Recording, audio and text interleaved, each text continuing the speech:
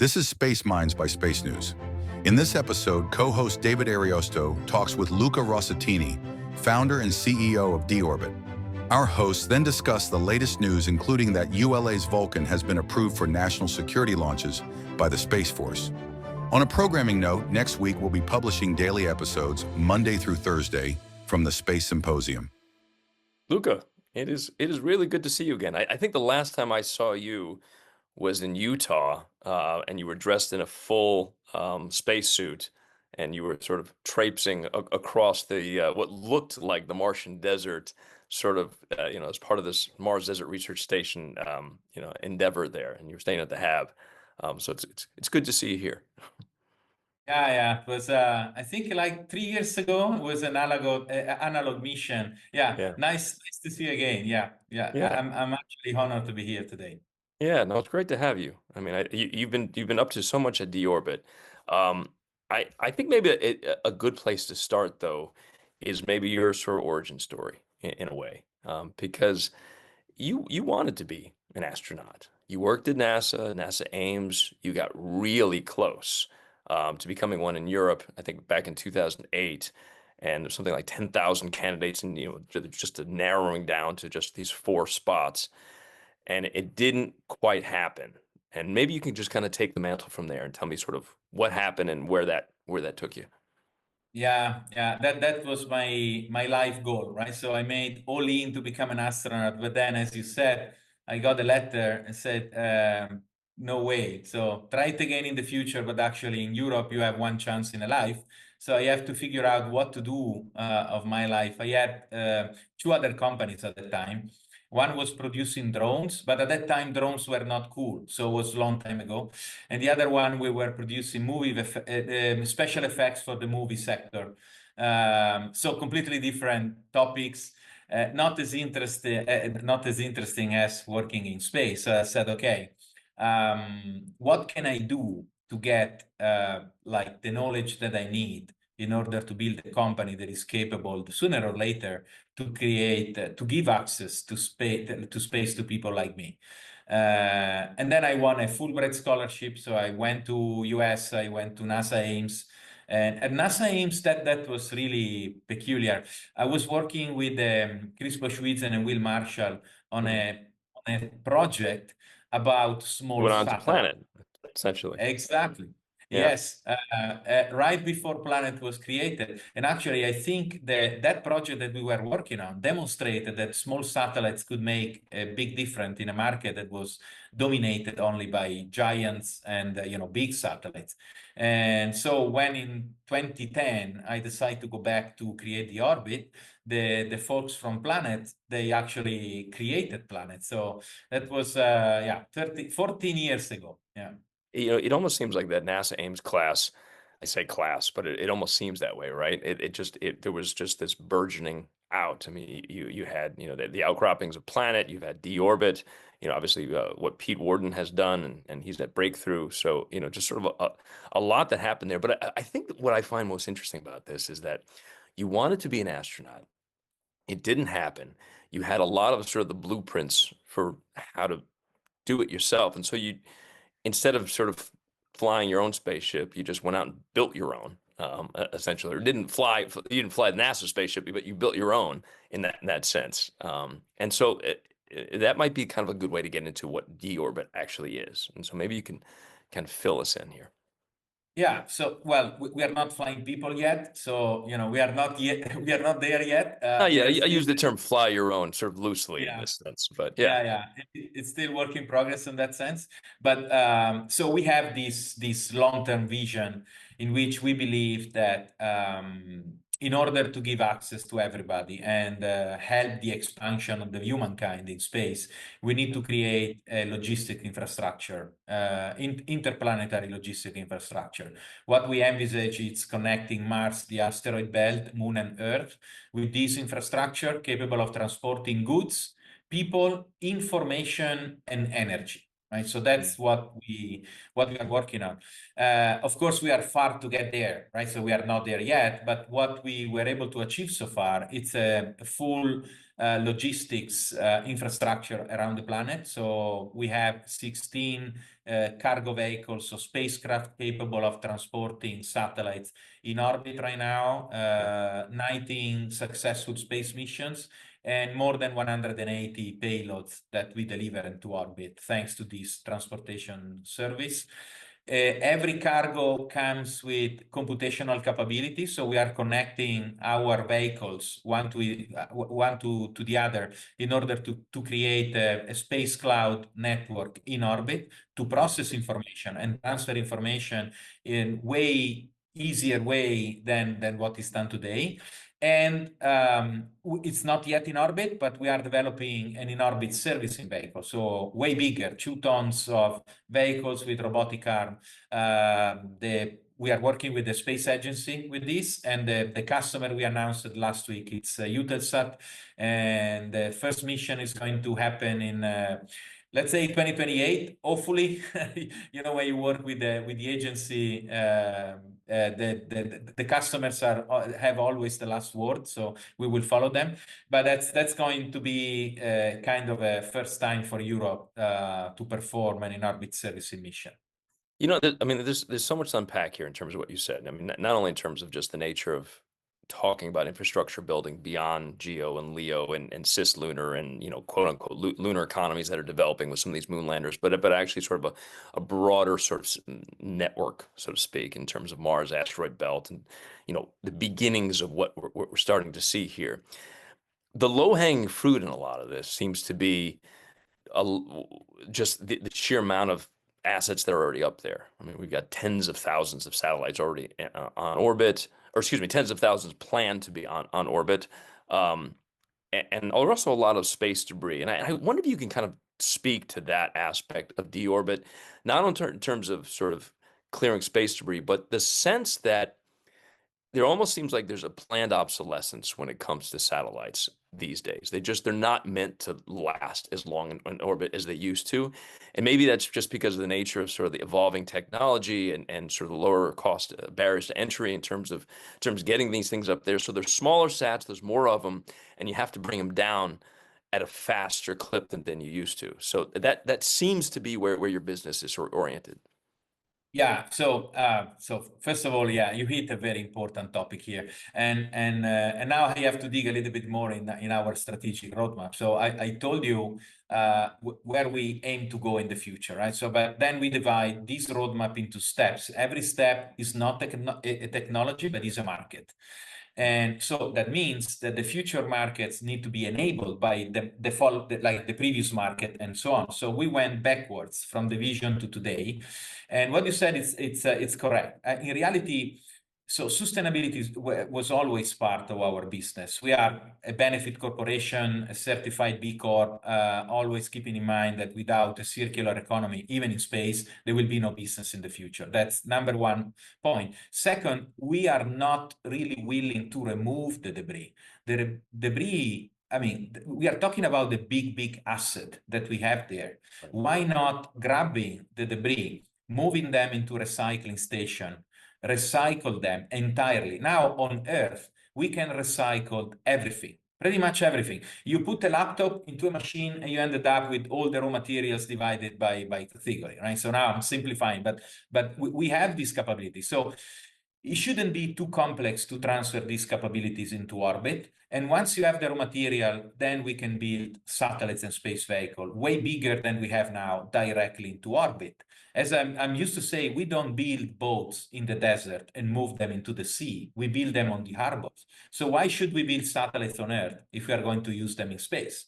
So debris is going to become the very first source of raw material and the perfect ingredient for this circular space economy. Actually, I like to call it a spiral, because the more the space sector will grow, the more benefits we are going to generate, not just to the, you know, to the users, but to the entire ecosystem. And the second one is going to be later on the asteroid, with asteroid mining. But we have to do it we have to do it in a smart way, not just thinking to go there and mining without thinking about the consequence. So we need to find what is going to be the right technology, the right methodologies. So that's why we need to learn step by step how to get there. You know, there's a sort of a lot to sort of unpack with that. But when it comes to sort of removing debris or recycling debris, I think it sort of speaks to sort of the nature of a current conversation that surrounds the International Space Station, which is, as you know, is set to retire in 2030. And at the moment, plans are to sort of crash this down into the sea, into the ocean. And it strikes me like hearing that, and you're not the only one who said that. You have all this decades worth of material up there already, potentially being reused. I think in tandem with that, though, I want to drill down a little bit more on this obsolescence sensibility, because you have new technologies coming online, certainly quantum technologies coming online. Boeing's got these entanglement experiments that they're going on. NASA is working on quantum sensing. And it just seems like the nature of both telecoms and how satellites operate autonomously with sort of a growing sort of AI fueled directive in terms of space asset management is just, we're kind of facing this inflection point now, in this sort of second iteration of NewSpace sort of 2.0, so to speak. Yeah. So first of all, so you use the name NewSpace. I like to call it like the evolution of the space economy, right? So because it's basically one market. We are using a lot from the traditional space, all the quality assurance process and procedures. We use the same. I mean, if for 70 years space people work on that and actually they were successful, we send the man on the moon, and we have the Rosetta mission that looks like science fiction. That's a lot to learn from them. Then we need to transfer into a more commercial mindset vehicles, and then we get to what you were saying. Yes, a lot of new technologies. Part of our business, what we do so we are considered sort of the dinosaurs of the new space, of this evolution of the space economy. And so we have also a responsibility. We want to have the ecosystem to grow, and it's not just for benefit. It's because if the ecosystem grows, then we grow with the ecosystem as well. So most of these new companies have amazing technologies that can completely change the way we will do business in the future in space. The issue that they are facing is that they have to test this technology in orbit, and now it's the biggest bottleneck. But we are a transport company. We are a logistic company. So why not installing this technology on our space vehicles and test it in orbit? So we tested more than 60 different type of technologies, new computers. We tested laser comm. We tested AI systems and chips and radios, antennas, even drug sales. We tested pretty much everything. And what we see that more and more these technologies are appearing with a very solid business model.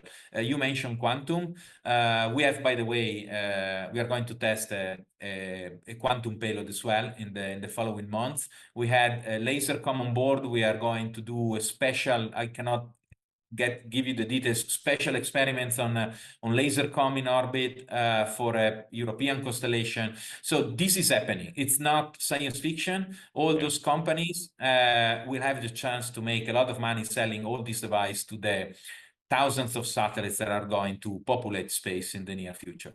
I heard you once describe NewSpace as sort of like a teenager that's fighting with his parents every day, and just sort of like the beginnings of this maturation process and sort of this second iteration of NewSpace. Can you explain that a little bit more? Yeah. So it's as I said, we learn a lot from the past, but we are different, right? So it's pretty much like a teenager. So a teenager at a certain point said, "Oh, I'm going to do exactly the opposite of what my parents are telling me to do." But when you grow up, you realize, well, my dad was not so stupid, right? So he was right in a sense. So I agree that I have to behave in certain way, but also I'm right because I found a new way of doing things. So, and basically the NewSpace started like that. So at the beginning, I do remember the initial concept was, we don't care about quality. We just send 100 satellites in orbit, and even if only 50 are going to work, then that's it, right? Because they are so cheap that we don't care. In reality, then the community, the ecosystem understood that no one is giving you money for 100 satellites at once. They give you money for maybe 10 because they want to see if you're really able to do that, if the technology is working and customers are buying the product. But if you send 10 satellites and only 5 works, then you don't have a product to deliver to ground. So customers are not buying, and then you are not able to get back to the investors and say, look, give me more money for the additional 90 satellites. So I think the concept didn't work very well. You need a minimum layer of good quality process, and that's what you learn from the past, from your parents. But then you are not using the same technology, and then you're not using the same amount of paperwork that we were using like 20 years ago. Sure. You simplify, you look at the software, how the software is built. More and more satellites are becoming software.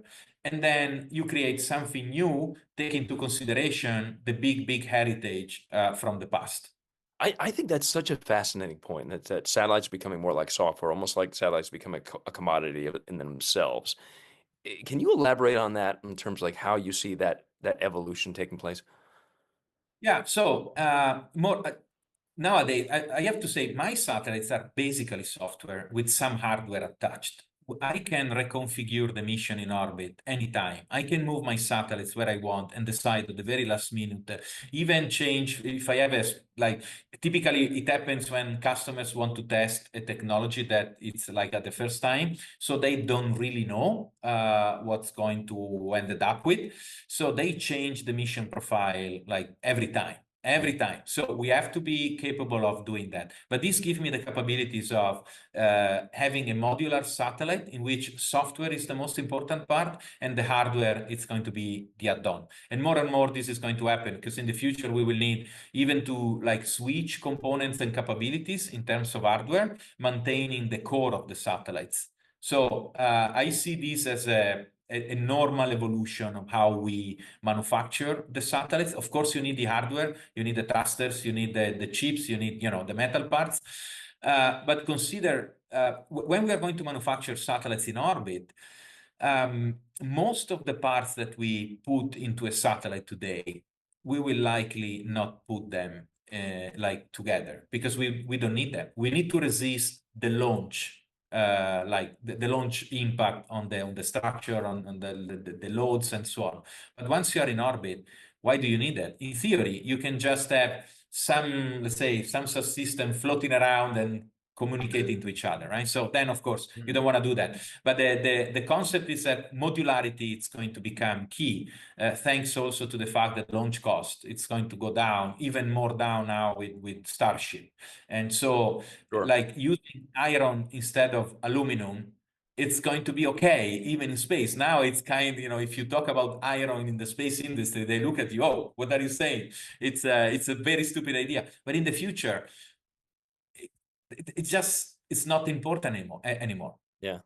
I think also what what's so interesting about D-Orbit is this is an Italian-based company, but it's also got subsidiaries in the U.S. and sort of it's got truly kind of a global reach in this sense, and in some ways that's part and parcel of the space industry itself. It's just sort of a more global in nature. But there are also some things happening in Europe right now that are just interesting with regard to space. And there's this recent unveiling of the Rearm Europe plan. There's this 10 billion plus multi-orbit broadband initiative. There's just a lot of new either geopolitical impetus for some of this, or just a lot of new interest in commercial space in a way that we just haven't seen in the past. So it almost strikes me that D-Orbit's positioned in this in kind of a unique way, because I mean, you say you're a dinosaur in this space. You've been around 10 years or so, but it's still new space here. And so this is still, sort of the galvanizing moments of this next iteration of how commercial companies operate in the cosmos. And I'm just curious, where does D-Orbit fit into all these changes? Yeah, so we operate actually along like 3 different domains. So we started as a purely commercial company. For a long time, 80-90% of our customers were purely commercial companies. So completely global. The commercial market is global market. We have customers in 4 continents, and that's it, right? So you can talk with like South of America, Australia, Europe, US, very easily. Then you go into the institutional market. That is very important now because the so-called NewSpace is still young and weak. So it needs a lot of support from the institutional market. But the institutional market is regional. So it means that you have to be there in that region in order to have access to the institutional contracts. And then there is a third layer, that's what you are mentioning. More and more, the defense will enter into the game. Unfortunately, we are living in a moment in which we never had such a big number of wars on the planet. This is creating a lot of tension and bigger budget for the defense. The capacity of the typical defense industry, it's not sufficient to fulfill the budget, but there is a domain that is space, that is basically virgin, right? So almost virgin. That's where a lot of effort of the defense is going to be, also because the war of the future will be fighted in through intelligence. So we are not going to destroy satellites. We are going to understand what's going on, and that's positive. I mean, in a negative scenario, it's a positive aspect, but that means a lot of money that is flowing into that sector. But the defense, so if institutions are regional, defense is national. So you have to learn and you have to work with them to understand how to work together, and considering that on the long run, the commercial market will prevail anyway on the long run. But how can we work together today to fulfill our commitment to the customers today and creating the market of tomorrow? That's what we need to do. And it's not just the orbit. We need to work with our customers, with institutions, with the defense agency, and all the other companies. And we have to be, so there are no competitors. They are like partners, because otherwise there will be no space in the future. Luca Rossettini, the founder of D-Orbit, thank you so much for joining us. Thank you. My pleasure. Thank you. Now for Space Takes, where our hosts tackle the buzziest industry topics. Mike, thought we'd kick it over to you just to kick this whole segment off here, because you had just recently spoken with Tori Bruno, who's obviously the CEO of a United Launch Alliance, about this Vulcan news and Space Force. Kind of fill us in. Right. So this was big news for United Launch Alliance, big news for Tori and for the Space Force. And so what happened last week was the Space Force formally approved Vulcan for national security launches. And so the question then becomes like, well, why does that matter? Well, we've talked a lot the last couple of weeks about where the money for contracts that particularly those have been moving to defense and military contracts, when you're certified to launch military satellites, those are often the most expensive satellites. So it's a big deal. And for Vulcan, this is where ULA sees that there's going to be some room for competition. So Vulcan has already launched a couple times. The Space Force has said they wanted to launch many times this year. And more importantly, it kind of represents the shift for ULA away from the Atlas V rocket.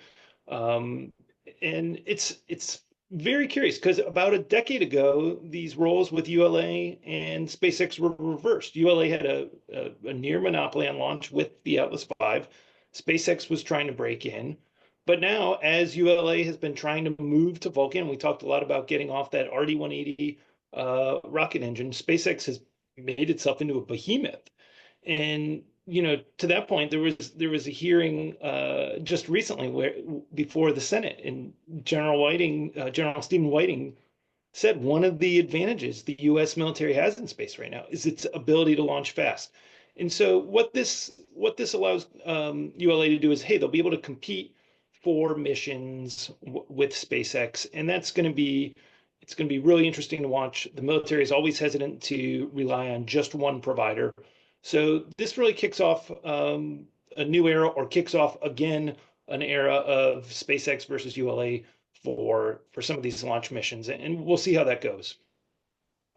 Yeah, it's interesting in the context of just sort of diversifying the landscape, and this is a different conversation than it might have been 4 months ago in terms of the sort of the primacy of SpaceX and its influence with Elon Musk there in the White House. But I think that I mean, I'm just so much of a history guy, and I know you are too. And I think that the tie there, sort of the history of Vulcan is it's just so interesting. I mean, this was a rocket that was meant to replace the Atlas V, which used that RD-180 engine, which, like, oh, by the way, that was built by a Russian aerospace company. And I think during your interview with Tori, he sort of mentioned that like you can't just swap out engines when you're building a new rocket. Like the rocket, it tends to be built around the engine. So if you're using it, if you can't use Russian engines, then you have to build a new rocket. But just the history of that engine is just so interesting because there's a company called MPO Energomash, and this is at a factory that was situated just like about 11 miles northwest of Moscow. And after the Second World War, I mean, America had their sort of their own Operation Paperclip, where we brought Nazi scientists to kind of build the Apollo program and the Saturn V, and Russia scooped up its own Nazi scientists, and many of them worked in this factory. And so you kind of have this old Soviet design bureau that was like later sort of restructured to become part of this Russian conglomerate that was building these engines that the Pentagon had been using, and now, for obvious reasons and geopolitical reasons, vis-a-vis the war in Ukraine, that just was no longer tenable. And so, just like the DNA there between sort of the old origins of even the Apollo program and having those same sort of scientists work in Russia, building something that the Pentagon then was relying upon and no longer can, and now had to rely on Vulcan. So it's this whole full circle of an evolutionary process that have now brought us to this Vulcan stage in tandem with the competition with SpaceX. So it's just like this fascinating kind of ecosystem that we talk about when we talk about these engines and these rockets. Yeah, and it's leading to now is this this ability to launch and to launch quickly, and so we're hearing even more about that. And there's a couple more stories this week where I know we're going to talk about that. But one is this idea we heard from again late last week from Booz Allen about the whole Golden Dome missile shield that President Trump wants. And Booz Allen put together this idea called brilliant swarms that I love calls that for name. launching. I Yeah, love right. It's evocative of the Reagan era right.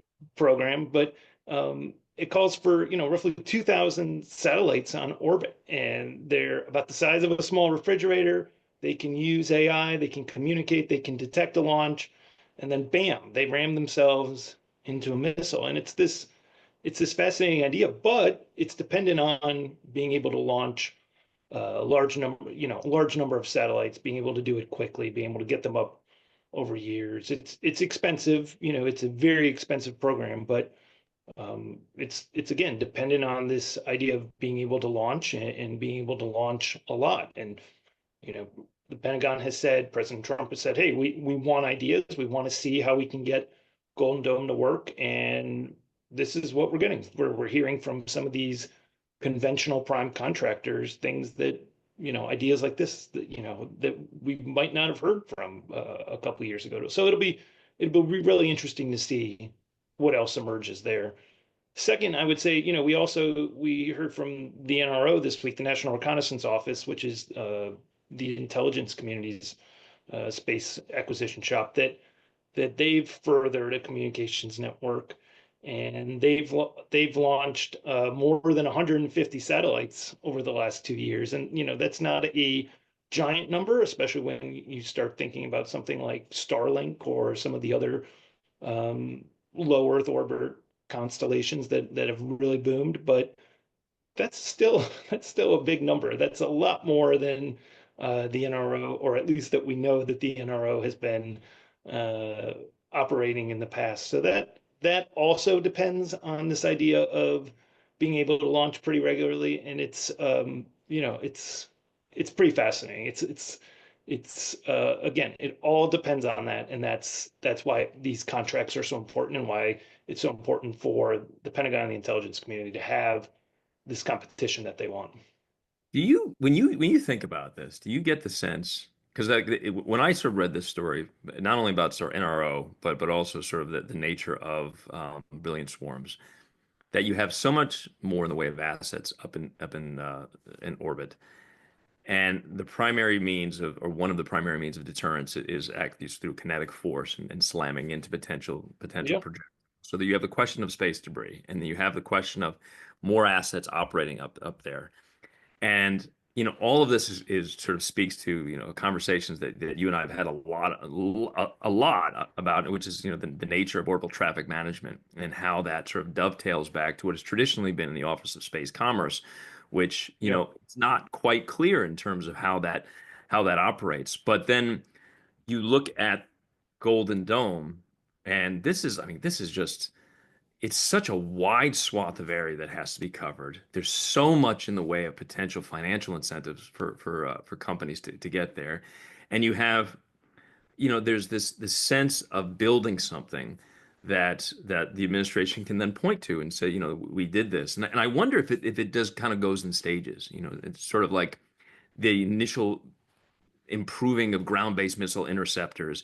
And so you have like something to point to in those midterm elections, and then you start to focus more on sort of those broader space-based plans that like something that Booz Allen is talking about with Brilliant Swarms. And so we might see sort of an iterative approach to this in terms of the collective efforts that the private industry is looking for or looking to try to satisfy these needs and what Golden Dome actually constitutes. I don't know.